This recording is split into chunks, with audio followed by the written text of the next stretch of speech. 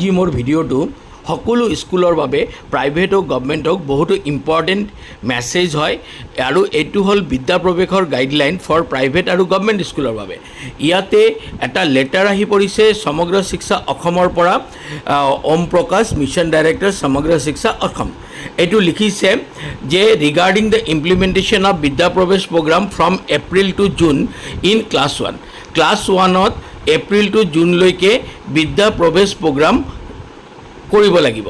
এইটো গভৰ্ণমেণ্ট হওক ইয়া প্ৰাইভেট হওক। প্ৰতিটো বছৰৰ নিচিনা এই বছৰো আমাৰ বিদ্যা প্ৰৱেশ প্ৰগ্ৰামটো হ'ব ক্লাছ 1ত আৰু এই প্ৰগ্ৰামটোৰ কাৰণে কিছুমান হাইলাইটিং পইণ্টছ তেওঁলোকে দি দিছে। সেই পইণ্টকেইটা মই অলপ ডিছকাছ কৰি দি আছোঁ। Vidya Pravesh is a school preparation program to develop as a measure for all children who would enter into the grade 1 in the academic year 25-26। তাৰমানে এই বছৰ যোনে এডমিশ্যন ল'ব তেওঁলোকৰ কাৰণে এই বিদ্যা প্ৰৱেশ প্ৰগ্ৰামটো হয় আৰু এইটো কি হ'ব, টিচাৰক হেল্প কৰিব আৰু গোটেই চিলড্ৰেনক হেল্প কৰিব two create A welcoming environment in grade 1, যেটো আমাৰ গভৰ্ণমেণ্ট আৰু প্ৰাইভেট স্কুল ইণ্টিগ্ৰেল পাৰ্ট হয় FLN মিছন অসমৰ বাবে। সেইকাৰণে দুটা স্কুলতে কৰিব লাগিব, গভৰ্ণমেণ্ট স্কুলতো কৰিব লাগিব, প্ৰাইভেট স্কুলতো কৰিব লাগিব। আৰু লিখা আছে প্ৰগ্ৰাম, এইটো প্ৰগ্ৰাম কি হ'ব, encompass the both literacy আৰু নিউমাৰেচি, প্ৰি লিটাৰেচি প্ৰি নিউমাৰেচি, মানে সাক্ষৰতা আৰু সাংঘিকতা দুটাৰ ওপৰতে ইয়াতে ডিজাইন কৰা হৈছে গ্ৰেড 1ৰ কাৰণে। আৰু 3 মাহ এইখিনি কাম আগবঢ়াই লৈ যাব লাগিব। তাৰপিছত কি আছে, বিদ্যা প্ৰৱেশ activity R aligned with the কি কম্পনেণ্ট অফ নিপুণ অসম। নিপুণ অসমত যিটো কি কম্পনেণ্ট হয়, 3টা গ'ল 1 হেল্থ এণ্ড ৱেলবিং, গ'ল 2 এফেক্টিভ কমিউনিকেশ্যন, গ'ল 3 ইনভলভ লাৰ্ণাৰ। এই গোটেই 3টা পইণ্টৰ ওপৰত কামখিনি কৰিব লাগিব। তাৰপিছত কি হয়, planner of for the teacher workbook, কৰ্মপুথি দিয়া হ'ব আৰু সেইখিনি আপোনালোকে কি কৰিব লাগিব, প্ৰপাৰলি ইউজ কৰিব লাগিব। আৰু লিখিছে ইয়াতে যে বিদ্যা প্ৰৱেশৰ কাৰণে এটা পেকেজ ক্ৰিয়েট কৰা হৈছে ইন ডিফাৰেণ্ট মিডিয়াম। এই পেকেজটো ফ'ল' কৰি পেলাই এই প্লেনাৰ হিচাপে কামখিনি আগবঢ়াই লৈ যাব লাগিব। তাৰপিছত লিখিছে state also' train the teacher to implement the Vidya Pravesh time to time বিদ্যা প্ৰৱেশটো ইমপ্লিমেণ্ট কৰাৰ কাৰণে টিচাৰবিলাকক ট্ৰেইনিং দিয়া হৈছে, টিচাৰসকলক ট্ৰেইনিং দিয়া গৈছে। আৰু এটা ডাইৰেক্টৰ অফ এলিমেণ্টেৰীৰ পৰা এটা অৰ্ডাৰ ওলাইছে, সেই অৰ্ডাৰটো মই পিছত ডিছকাছ কৰি আছোঁ। এতিয়া মই ডিছকাছ কৰিম যে মনিটৰিংটো কেনেকৈ হ'ব। মনিটৰিঙৰ দায়িত্ব দিছে DIET, BTC, normal school, DPO, all DACG member, BACG member, consultant, data analysis of DPMU, FLN and other stakeholder. আৰু কি কৰিছে, মনিটৰিং ফৰ্মেট এটা দিছে, সেই ফৰ্মেটটো মই লাষ্টত শ্ব' কৰি আছোঁ আপোনালোকক। Annexure 1-2 হ'ল গভৰ্ণমেণ্ট স্কুলৰ বাবে, Annexure 2-2 হ'ল প্ৰাইভেট স্কুলৰ বাবে। আৰু এইটো কথাটো আপোনালোকে ডিছকাছ কৰিব লাগিব। DICG meeting, monthly cluster level meeting, BICG meeting March to জুনলৈকে। তাৰপিছত Annexure 3, 4, 5 এইটো ছাবমিট কৰিব ডিষ্ট্ৰিক্ট লেভেলৰ পৰা। আৰু PM শ্ৰী স্কুল, যিবিলাক PM শ্ৰী স্কুল আছে তেওঁলোকে ছেপাৰেটলি বিদ্যা প্ৰৱেশৰ ৰিপৰ্টখিনি ছাবমিট কৰিব লাগিব। তো আপোনালোকে থুলমূলকৈ গমেই পালে যে 3 মাহ আমি বিদ্যা প্ৰৱেশৰ কামখিনি আগবঢ়াই লৈ যাব লাগিব। আৰু এইবাৰ কিছুমান এনেক্সাৰ দিয়া গৈছে, সেই এনেক্সাৰৰ ওপৰত বেছ কৰি মনিটৰিং হ'ব আৰু মনিটৰিংটো কৰিব DIET faculty, BTCA, normal DPO etcetera. তো এতিয়া মই আৰু এটা কথা ইয়াতে শ্বেয়াৰ কৰিব খুজিছোঁ যে এইটো বিৰাট ইম্পৰ্টেণ্ট হয়। আৰু ইয়াতে আপোনালোকে চাওক, এই লেটাৰটোত ক্লিয়াৰলি মেনশ্যন কৰি দিছে যে প্ৰথম 3 মাহ এপ্ৰিল টু জুন আপোনালোকে ক্লাছ 1ত বিদ্যা প্ৰৱেশৰ কাম কৰিব লাগিব। আৰু বিদ্যা প্ৰৱেশটো হ'ল এটা ৱেলকামিং প্ৰগ্ৰাম।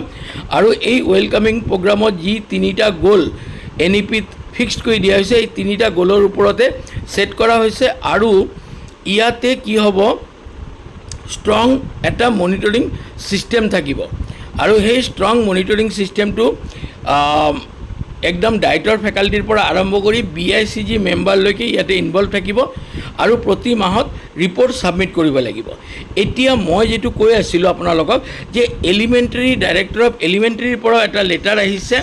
এই লেটাৰটো সিম্পল লিখা আছে, with reference to the subject cited above it is inform to the state in implementing Vidya Pravesh initiative for the 3 month, মানে 3 মাহৰ কাৰণে বিদ্যা প্ৰৱেশটো ইমপ্লিমেণ্ট কৰিব লাগিব as a school preparation package. এইটো মেছেজটো আহিছে Suranjana Senapandit, director of elementary এডুকেশ্যনৰ কাৰণে। আৰু ইয়াতে আৰু এটা কথা মেনশ্যন কৰি দিছে যে student in government provincialized and government aided school as per guideline of Nipun Bharat Mission launched in the Ministry of School Education and Government of India. It is provided out in the 3rd Chief Secretary Conference that state and also directed the priority of implementation Vidya Pravesh initiative all the school including private school. তাৰমানে private স্কুলতো আপোনালোকে এইটো পালন কৰিব লাগিব। Therefore you are requested to necessary step to implement the 3 month Vidya Pravesh program in the private school under your jurisdiction with effect from April to June academic year 25-26. তাৰ মানে আপোনালোকে ইয়াতে স্পষ্টকৈ গম পালে প্ৰাইভেট স্কুলতো এইবাৰ আমাৰ বিদ্যা প্ৰৱেশটো ইমপ্লিমেণ্ট হ'ব। এতিয়া ফাৰ্ষ্ট এনেক্সাৰ 2টো হ'ল আমাৰ প্ৰাইভেট স্কুলৰ কাৰণে তেওঁলোকে কেনেকৈ মনিটৰিং টিম যেতিয়া আহিব এই ফৰ্মেটত আপোনালোকক ৰিপৰ্টিংটো কৰিব লাগিব। এই ৰিপৰ্টিংটো গোটেই ডিজিটেল দিয়া আছে, আপোনালোকে পাব। আৰু এই ভিডিঅ'টো আপোনালোকে যিমান পাৰে শ্বেয়াৰ কৰি দিব যাতে প্ৰতিটো স্কুলে বিনা অসুবিধাত এই বিদ্যা প্ৰৱেশ কাৰ্যক্ৰমটো 3 মাহৰ কাৰণে চলাব পাৰে।